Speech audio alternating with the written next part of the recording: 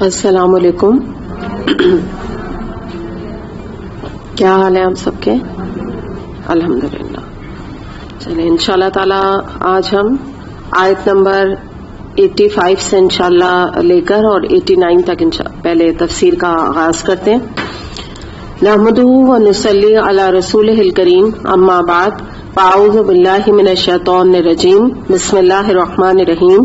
رب اشرح لی صدری ویسر لی امری واحلل عقدۃ من لسانی یفقہوا قولی. آمین یا رب العالمین. آیت نمبر 85.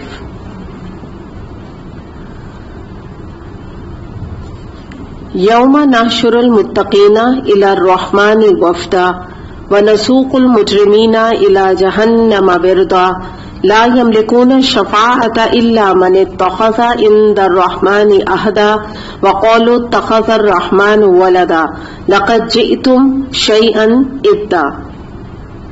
ترجمہ دیکھتے ہیں. وہ دن آنے والا ہے جب متقی لوگوں کو ہم مہمانوں کی طرح رحمان کے حضور پیش کریں گے اور مجرموں کو پیاسے جانوروں کی طرح جہنم کی طرف ہانک لے جائیں گے. اس وقت لوگ کوئی سفارش لانے پر قادر نہ ہوں گے بجز اس کے جس نے رحمان کے حضور سے پروانہ حاصل کر لیا ہو. وہ کہتے ہیں رحمان نے کسی کو بیٹا بنایا ہے، سخت بےہودہ بات ہے جو تم لوگ گھڑ کر لے آئے ہو.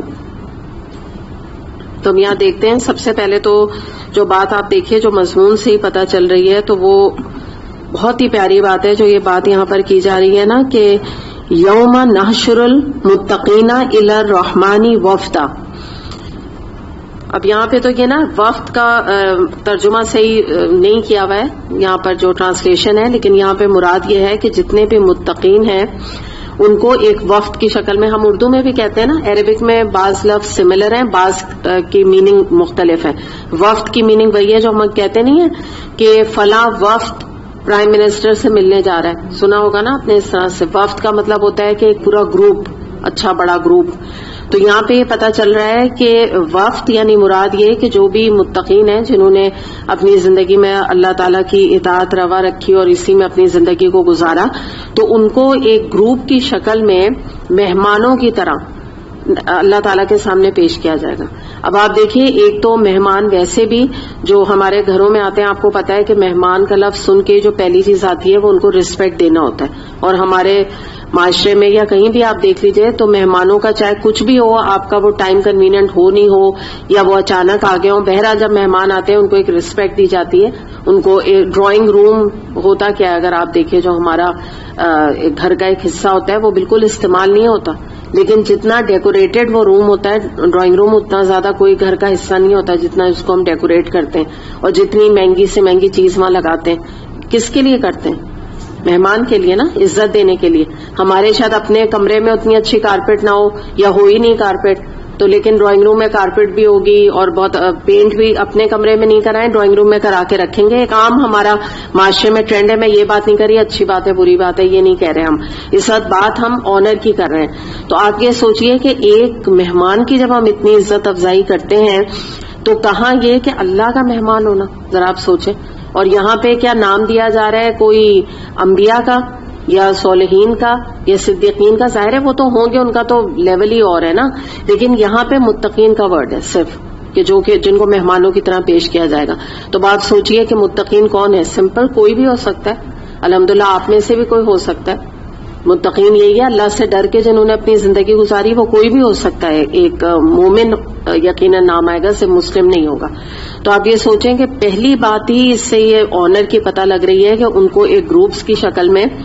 اور کچھ مفسرین نے جو اس کی ایکسپلینیشن کی ہے وہ انہوں نے کی ہے کہ ان کو یہاں پہ ورڈ اصل میں نا جو استعمال کیا جا رہا ہے وفد کا، تو اس کے حوالے سے وہ یہ کہتے ہیں کہ ان کو سوار کرا کے آنر کے ساتھ اللہ تعالیٰ کے سامنے پیش کیا جائے گا.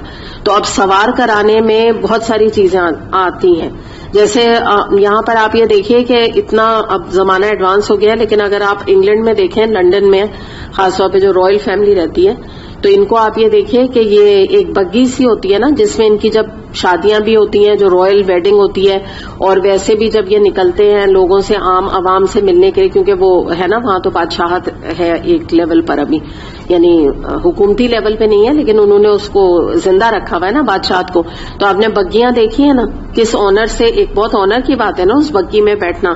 تو یہ اب اللہ عالم کہ سوار کس میں کیے جائیں گے، لیکن ذہن میں ایک جو مفسرین نے ایک جو اس کی تصویر کھینچی تو آپ اپنے ذہن میں لا سکتے ہیں کہ جیسے ان کا کہنا یہ کہ وہ گھوڑوں پہ یا اونٹوں پہ یا اس طرح کی بگیوں میں سوار کر کے بہت ہی احترام کے ساتھ چلا کر، یعنی ان کو چلنا بھی نہیں پڑے گا. مراد یہ ہے کہ تھوڑا سا بھی جو فاصلہ اللہ تعالیٰ کے پاس جانے کا ہوگا اس میں بھی ان کو آنر کے ساتھ لے جایا جائے گا. اور اگر ہم، یہ تو پرانے مفسرین کی تفسیر ہے نا، اگر ہم تھوڑا اور آگے چلیں تو آج کے زمن میں ہم یہ بھی سمجھ سکتے ہیں کوئی رولز رائس یا کوئی بہت بڑی گاڑی میں سوار کر کے ان کو لے جایا جائے گا.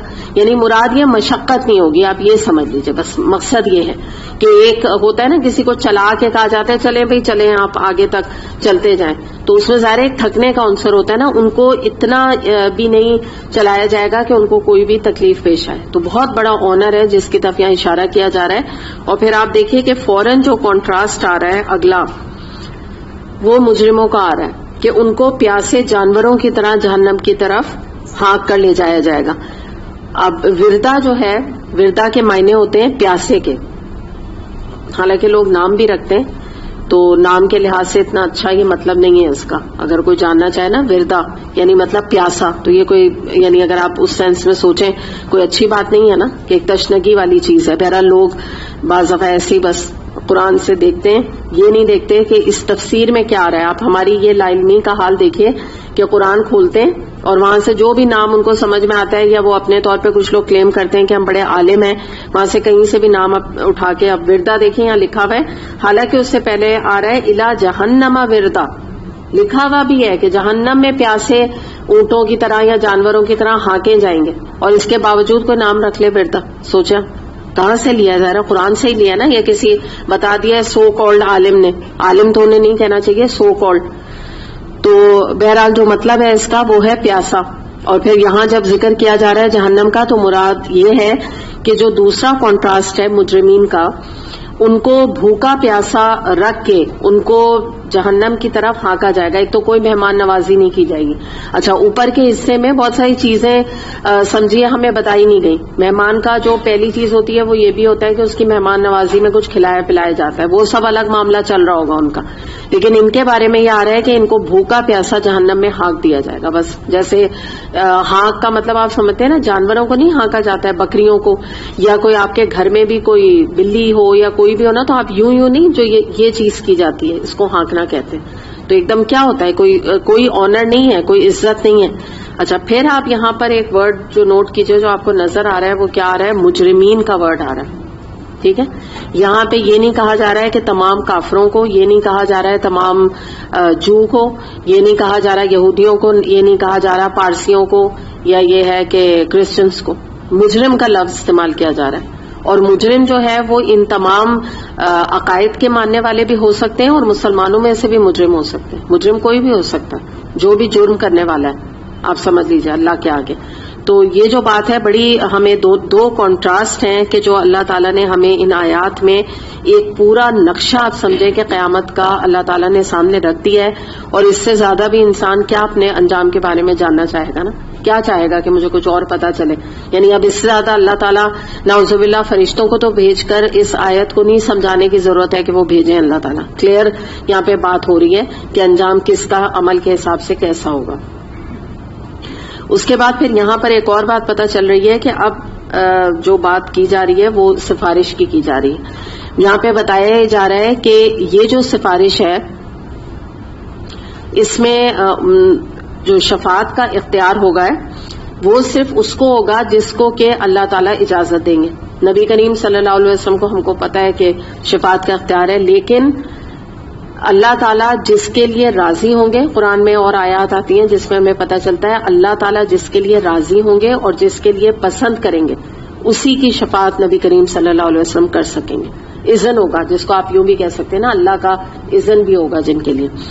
تو اب یہ ہے کہ وہاں پہ جب شفاعت کا وقت آئے گا تو اس میں یہ نہیں ہوگا کہ جیسے ہم کہتے ہیں نا کہ ایک دنیا میں کانسیپٹ ہے کہ کچھ بھی کرو، بے عملی کی دلیل بنانے کے لیے لوگ اپنے لیے یہ کہتے ہیں کچھ بھی کرو آخر کار تو ہماری شفاعت ہو جائے گی، ہم نبی کریم صلی اللہ علیہ وسلم کے امتی ہیں.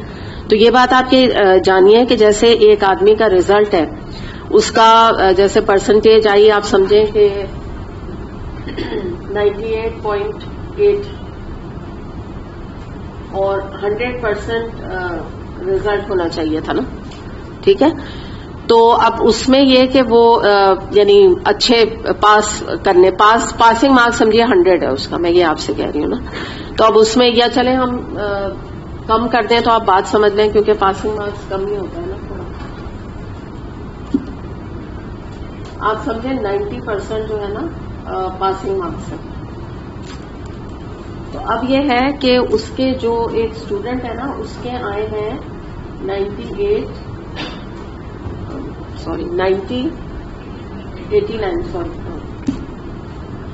یا چلیے 88 کر دیتے ہیں، 88.9 آئے اس. اب اگر جو ہے نا وہ اپنی ٹیچر یا اپنے پروفیسر کے پاس جا کے گزارش کرے اور بہت ان سے بات کرے، جو کہ وہ ہوتا بھی نہیں ہے، آپ کو پتہ ہی نہیں ہوتا ہے، جو ریزلٹ ہوتا ہے وہ تو کمپیوٹرائز اور سارا تیار ہوتا ہے. لیکن چلیں اگر فرض کریں کچھ اس کا تعلق یونی وغیرہ سے ہے اور کچھ اس کو مرات مل سکتی ہیں، یونی کے جو پریلیمز اور کہلاتے ہیں نا سیمسٹرز جو ہوتے ہیں، تو اس میں وہ جا کے بات کرے تو کوئی بات بھی سمجھ میں آتی ہے نا کہ وہ تھوڑی سی اپنی پرسنٹیج بڑھوانے کے لیے کہہ رہا ہے کہ آپ میرا پیپر دوبارہ چیک کر دیں، جیسے بعض دفعہ اسٹوڈنٹ کہتے ہیں. تو ایسا اسٹوڈنٹ اگر کہے گا تو لیکچرر اس کی بات بھی سننے کو تیار ہوگا اور شاید راضی بھی ہو جائے، اور کہیں سے کھینچ تان کے واقعی مارکس نکل بھی آتے ہیں. جو اچھے ایسے اسٹوڈنٹ ہوتے ہیں جو بالکل جسٹ فیل ہو رہے ہوتے ہیں تھوڑے سے مارکس سے، تو آپ دیکھیں اگر تو ٹیچر اگر چاہے تو نکل آتا ہے کہیں نہ کہیں سے نا. لیکن اگر آپ مجھے بتائیں کہ کوئی ان میں سے کوئی اسٹوڈنٹ ہے جس کے کہ 20% آئے گا،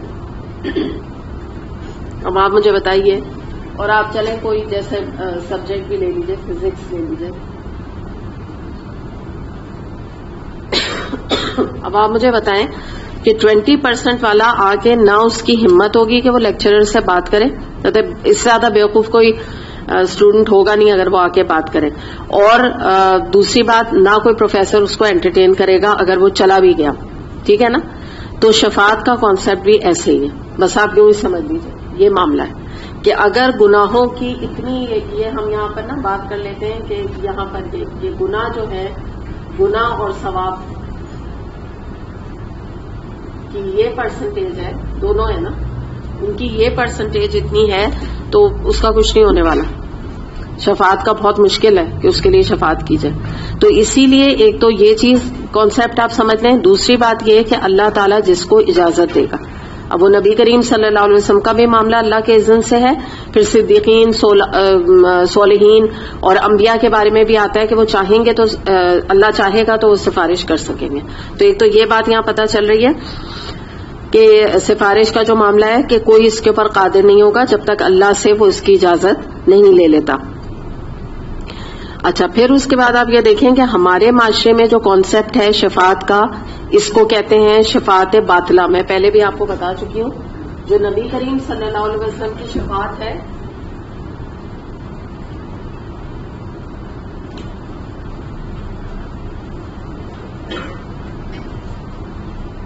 یہ کہلاتی ہے شفاعت حقہ.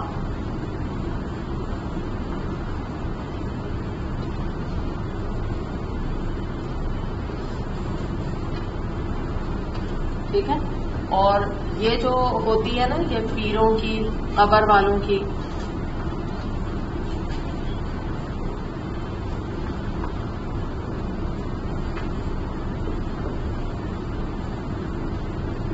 اور یہ کہلاتی ہے شفاعت باطلہ.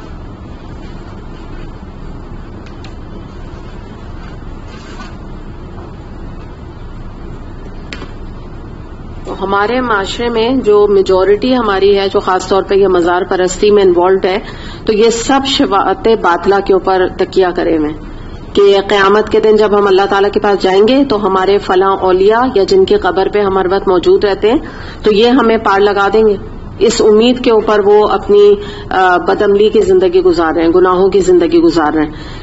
تو اس وقت انسان یاد رکھے، گناہ کرتے وقت کہتے ہیں کہ یہ قول ہے بہت بڑے عالموں کا کہ وہ کہتے ہیں کہ گناہ کرتے وقت یاد رکھیں کہ لذت ختم ہو جائے گی، گناہ رہ جائے گا.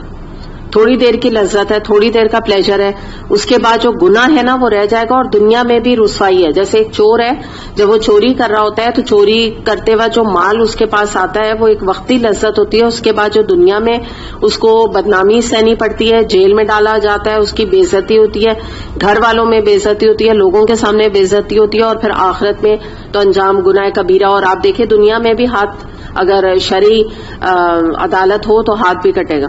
تو اتنی بے عزتی ہے، اور وقتی طور پر ایک آپ سمجھ لیجئے کہ ایک سرور ہے یا ایک نشہ ہے گناہوں کا جو شیطان ہمارے دلوں میں ڈالتا ہے. دوسری بات ہمیں پتہ چلتا ہے کہ احادیث سے ہمیں معلوم چلتا ہے کہ سفارش کچھ اور بھی آپ سمجھ لیجئے کہ چیزیں ہیں جو کہ قیامت کے دن کریں گی، جن میں کہ روزہ اور قرآن کا ذکر آتا ہے. نبی کریم صلی اللہ علیہ وسلم نے فرمایا کہ روزہ اور قرآن قیامت کے دن بندوں کے لیے سفارش کریں گے. ان میں سے روزہ کہے گا کہ میں نے اس بندے کو دن رات خواہشات سے باز رکھا، اور قرآن کہے گا کہ میں نے اس بندے کو رات کے قیام کے لیے سونے سے باز رکھا. تو اللہ تعالیٰ ہماری سفارش قبول کی جائے تو اللہ تعالیٰ ان دونوں کی سفارش کو قبول فرمائیں گے. اسے احمد نے روایت کیا. تو پتہ کیا چلا کہ جو روزہ اور قرآن ہے، جس کو کہ آج کتنے لوگ اہمیت دیتے ہیں، کتنے سے مراد یہ کہ کتنے دیتے ہیں، یعنی کتنی پرسنٹیج ہے، تو شفاعت یہ چیزیں کریں گی قیامت کے دن. یہ ہمارے کام آنے والی چیزیں ہیں. آپ سمجھ لیجئے کہ جیسے کہتے ہیں نا کہ جو اچھے دوست ہوتے ہیں، جو ہم بات کرتے ہیں نا کہ کل ہم بات کر رہے تھے نا، نادان دوست ہوتے ہیں اور عقل مند دوست ہوتے ہیں. تو جو عقل مند دوست ہوتے ہیں، جو دوستی جن سے انسان نے کی ہوتی ہے، تو وہ آخری وقت تک بھی ساتھ نبھاتے ہیں، یعنی مرنے کے بعد بھی وہ کام آنے والے ہوتے ہیں. تو انہی میں سے یہ روزہ اور قرآن آتا ہے. آگے دیکھتے ہیں، آیت نمبر ہے 90 سے لے کے 93 تک.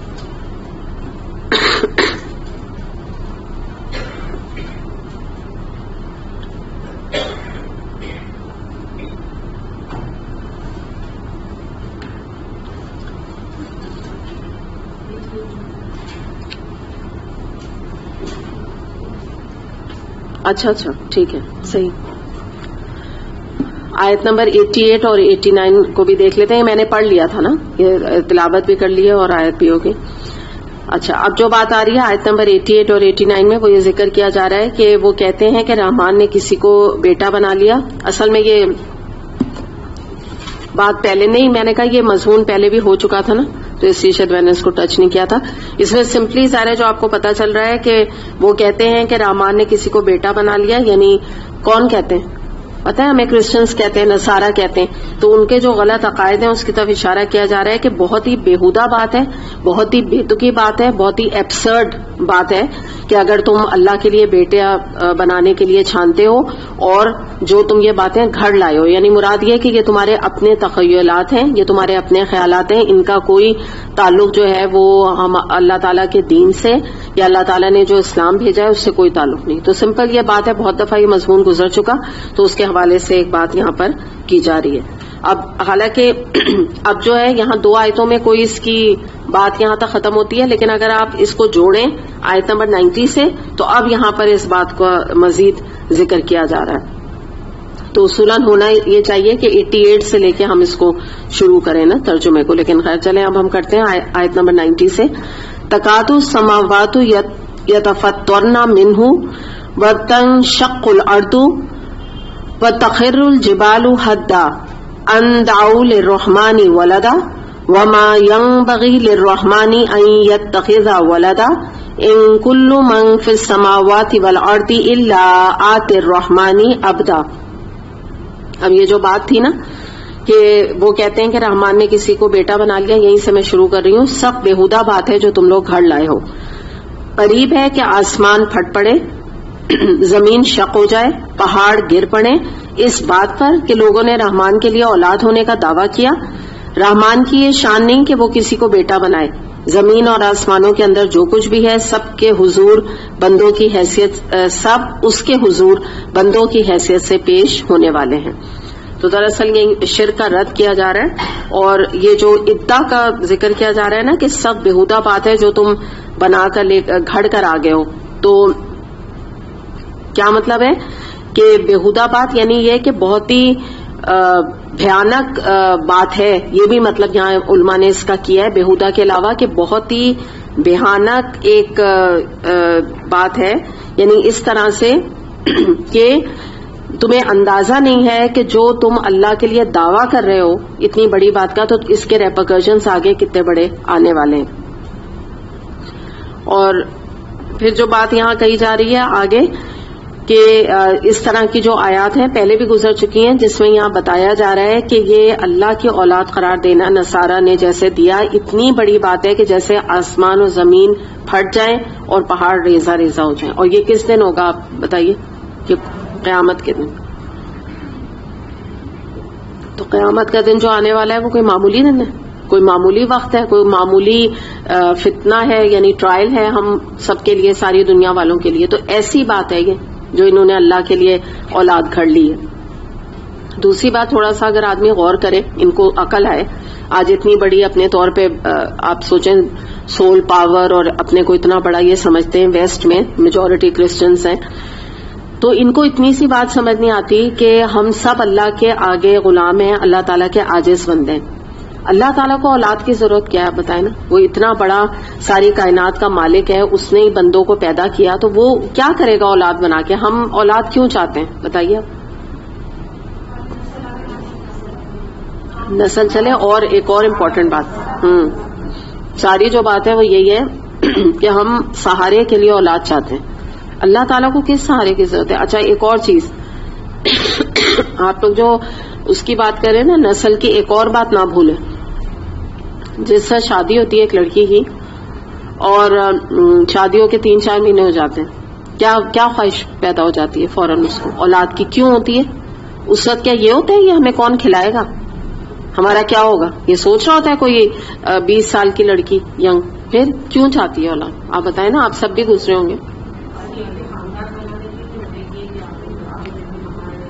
نہیں وہ اسٹیج پہ بڑی آپ لمبی سوچتی تھی.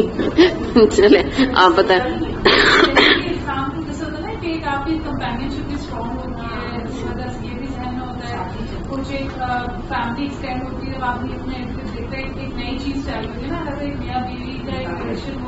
ہاں بالکل، چلیں یہ بالکل صحیح ہے. اور ایک اور چیز، ماں، بالکل ماں بھی بننا چاہتی ہے. اور ایک اور چیز آپ بھول رہے ہیں، بچے اچھے نہیں لگتے آپ لوگوں کو؟ لگتے ہیں نا. تو جب ایک یہ اللہ نے ایک لڑکی یا عورت کے دل میں ڈالا ہے کہ جیسی اس کی شادی ہوتی ہے تو وہ جو یہ جو اب کہہ رہی ہیں نا بینا کے، اب آپ مجھے بتائیے، حالانکہ ہسبینڈ اور وائف کی کیسی ایک کمپینین شپ ہوتی ہے نا، ایک رومانٹک شروع میں، لیکن اس سے بھی عورت کا دل جو ہے نا وہ یہ نہیں میں کہہ رہی بھر جاتا ہے. کہنا یہ چاہیے کہ وہ بس چاہتی ہے نہیں آپ میری اولاد ہو، میں اس سے پیار کروں، میرا ایک اپنا بچہ ہو. ایک ڈپینڈنسی ہے یہ ہم انسانوں کی کہ اب ہمیں ابھی شوہر کا پیار مل گیا نا، اچھا بہت اچھی بات ہے، اب بچے کا چاہیے. یہ ہے، یہ ایکچولی سوچ ہے. یعنی یہ کہ وہ الگ ہے، وہ الگ پیار الگ ہے، نہیں اب تو مجھے بچہ بھی چاہیے. اور ہسبینڈ کے آگے بھی اور سسرال، وہ سب الگ فیکٹرز کے ان کے آگے میری رسپیکٹ، ایک ماں کی بڑی رسپیکٹ ہو جاتی ہے جب وہ بچہ سے پریگننٹ ہوتی ہے، تو وہ بات الگ. تو یہ جو ڈپینڈنسی ہے نا، یاد رکھیں یہ اللہ تعالیٰ کو نہیں ہے، یہ ہماری ڈپینڈنسی. ہمیں بچے اچھے لگتے ہیں، ہمیں بچہ چاہیے ہوتا ہے. جب آپ دیکھیں اگر کوئی کپلز ہیں ان کی ادھر ادھر خاندان میں فلاں کا بیبی ہو گیا فلاں، تو وہ فوراً حسرت شروع ہو جائے گی اس لڑکی کو. 4 مہینے نہیں گزریں گے، وہ دن گننے لگ جائے گی کہ بس اب میں بھی ہو جاؤں، اور وہ بات بھی کرنی شروع کر دے گی اور خاندان میں بھی ہونی شروع ہو جائیں گی کہ اچھا دیکھو وہ تو ان کی بہو تو ہو گئی، ان کی بیٹی تو ہو گئی. ہمارا خیر کچھ ماحول بھی اور ہمارا سیٹ اپ بھی کچھ اوور ہے اس معاملے میں، مطلب وہ بھی اچھی بات نہیں کہ اتنی جلدی سب کو ٹینشن میں بچیوں کو لانا. لیکن ایک نیچرل اپنے دل پہ ہاتھ رکھ کے دیکھیں، کون عورت نہیں چاہتی؟ ہم سب اس بات کی گواہی دیں گے. اور اگر میں آپ کو یہ بتا دوں کہ یہ جو آج کل کے بچوں کا نکلا ہے کہ یہ لوگ بچے نہیں، نئے جو جنریشن ہے یہ بچے فوراً نہیں چاہتے، تو یہ ہمارا مسلمانوں کا کانسیپٹ نہیں ہے، یہ ویسٹ سے آیا ہے. کیونکہ ان کے یہاں کتے کی عزت زیادہ ہے، کتے سے محبت زیادہ ہے، ان کے اولاد کی اور انسانوں کی وہ قدر نہیں ہے جو اللہ نے حکم دیا. تو اس لیے یہ چیز وہاں سے بچوں نے لے لی. اگر آپ کہیں نا، میں نے دیکھا ہے اب بعض دفعہ ینگ جو جنریشن ہے تو ان کو یہ ہوتا ہے کہ نہیں ابھی ہم تھوڑا پڑھیں گے، جاب کریں گے، تھوڑا انجوائے کریں گے، اس طرح کی باتیں وہ کرتے ہیں نا. تو اگر کوئی اپنی اس خواہش کو دباتا ہے تو یاد رکھیے کہ اسلامی لحاظ سے یہ اچھی بات نہیں ہے. اسلام ہمیں یہی سکھاتا ہے کہ شوہر اور بیوی کے جیسے بات کہہ رہی ہیں یہ خاندان آگے چلے. ظاہر ہے یہ مقصد ہے کیوں اور شادی کیوں کی تھی، آگے چلے. اب وہ سب چیزیں جو ڈپینڈنسی ہماری ہے وہ بھی اللہ تعالیٰ نے کہا کہ رازق ہمیں تمہیں اولاد نہیں کھلاتی. لیکن بہرحال ڈپینڈنسی ہے ہمارے معاشرے میں، تو خاص طور پہ آپ کو پتہ ہے کہ کتنے بھی برا ماحول ہو جائے لیکن بہرحال ماں باپ کو پھر بھی چاہے اچھا رکھیں برا رکھیں رکھ ہی لیتے ہیں میجورٹی. اور آپ کو یعنی کچھ ایسے ملیں گے اتنے سخت دل کے جو اولڈ ہوم وغیرہ میں بھیجیں، ورنہ بہرحال میجورٹی کا معاملہ ایسا نہیں ہے. تو بات ان سب چیزوں کا آپ سامنے رکھیں. اس کے بعد یہ سوچیں اللہ تعالیٰ کو کیا ضرورت ہے ان میں سے کسی چیز کی. اللہ تعالیٰ کا کوئی معاملہ ہے ہی نہیں. اس کا تو جو لیول ہے اور اللہ تعالیٰ کی جو قدرت ہے وہ اتنی اونچی ہے کہ اللہ تعالیٰ یہ سطحی چیزیں انسانوں کے لیول کی چیزیں اللہ تعالیٰ کیوں پسند کرے گا. نعوذ باللہ اللہ تعالیٰ انسان تھوڑی ہے کہ وہ ہماری جیسی چیزوں کو پسند کرنے لگے. تو میں حیران ہوتی ہوں کہ یہ اپنے آپ کو اتنا عقل مند اور ساری دنیا میں اپنا یعنی بہت اپنا لوہا منوانے کی کوشش کرتے رہتے ہیں. ان کو اتنی سی بات سمجھ نہیں آتی، اتنی چھوٹی سی بات کون سی اتنی بڑی بات ہے. ابھی ہم آپس میں بات کر رہے ہیں تو ہمیں ایک بات واقعی کلیئر ہو رہی ہے کہ یہ کون سی بڑی ایسی بات ہے کہ یہ اللہ کے لیے انہوں نے سوچا بھی کیسے کہ عیسیٰ علیہ السلام کو اللہ تعالیٰ بیٹا بنا لیں گے، اور وہ بھی کسی ایک پیغمبر کو رینڈم. آپ بتائیں نا، کوئی تک بنتا ہے ان سب باتوں کا. تو یہ ہے کہ کوئی دلیل ان کے پاس دراصل موجود ہے ہی نہیں. کرسچنس کی کوئی ان کے ریلیجن کی بیس نہیں، کوئی دلیل نہیں ہے جس کے اوپر ان کا ریلیجن چل رہا ہے. اور آپ یہ دیکھیے کہ ایون نبی کریم صلی اللہ علیہ وسلم کے لیے آتا ہے نا وَعَبْدُهُ وَرَسُولُهُ، کہ اللہ تعالیٰ کے وہ بندے اور رسول ہیں. ایسے عیسیٰ علیہ السلام اللہ کے بندے اور رسول ہیں. اس کے علاوہ کوئی نبیوں کا اس سے بڑھ کے اللہ تعالیٰ نے کوئی مقام نہیں رکھا. ابراہیم علیہ السلام کو خلیل اللہ کہہ دیا، ٹھیک ہے، دوست کہہ دیا، دوست سے نہیں بڑھایا. ریلیشن شپ نہیں کوئی قائم اللہ تعالیٰ نے کسی بھی دنیا کے نبی سے یا کسی سے اور اس کے علاوہ رکھی. تو بہت ہی اہم بات ہے جس کو ہمیں یہاں پر سمجھنے کی ضرورت ہے کہ ان کا جو کانسیپٹ ہے اس کا اللہ تعالیٰ نے دراصل یہاں پہ رد کر دیا ہے. اور اللہ تعالیٰ نے اسی لیے بتا دیا ہے کہ اتنی بڑی یہ بات ہے، تم کو اللہ تعالیٰ کی یہ شان ہی نہیں ہے. یہ دیکھیں نا، جو بات آ رہی ہے اللہ کی یہ شان سے بہت ہی نیچی بات ہے کہ اللہ تعالیٰ کی اولاد ہو. اور اولاد کا مطلب پھر کیا آتا ہے؟ نعوذ باللہ ایک سپاؤس کا تصور آتا ہے. تو ہم ایک اپنے رب کو رب بھی کہہ رہے ہیں اور پھر اس کے ساتھ ایسی چیزیں ایسوسیٹ کر رہے ہیں. تو آدمی کو تو رب مانتے ہوئے بھی اللہ نہ کرے عجیب سا لگے نا. ایسے مطلب یہ رب مانتے بھی پھر کیسے اللہ کو، جب یہ اس طرح کی چیزیں ان کے دماغوں میں آتی ہیں. جیسے میں نے آپ کو بتایا تھا نا، یہ جو مشرکین ہیں یہ فرشتوں کو اللہ تعالیٰ کی دیویاں بیٹیاں کہہ کے خود دیویاں کہتے ہیں کہ یہ اللہ تعالیٰ کی بیٹی ہیں. اب آپ دیکھیں، ظاہر بیٹی ہے تو اس کا مطلب پھر نعوذ باللہ بیوی بھی کوئی ہے. تو یہ بہت ہی ایسے تصورات ہیں جو کہ اللہ تعالیٰ اسی لیے تو دیکھیں شرک کو اللہ تعالیٰ معاف نہیں کریں گے اور سارے گناہ معاف کر بھی دیں، اسی لیے کہ یہ معمولی بات نہیں ہے. اللہ تعالیٰ کو اس سے بڑھ کر کل ہم نے پڑھا ہے نا کہ ایذا، اس سے زیادہ ایذا اللہ تعالیٰ کو کسی بات سے نہیں ہوتی شرک کرنے سے زیادہ.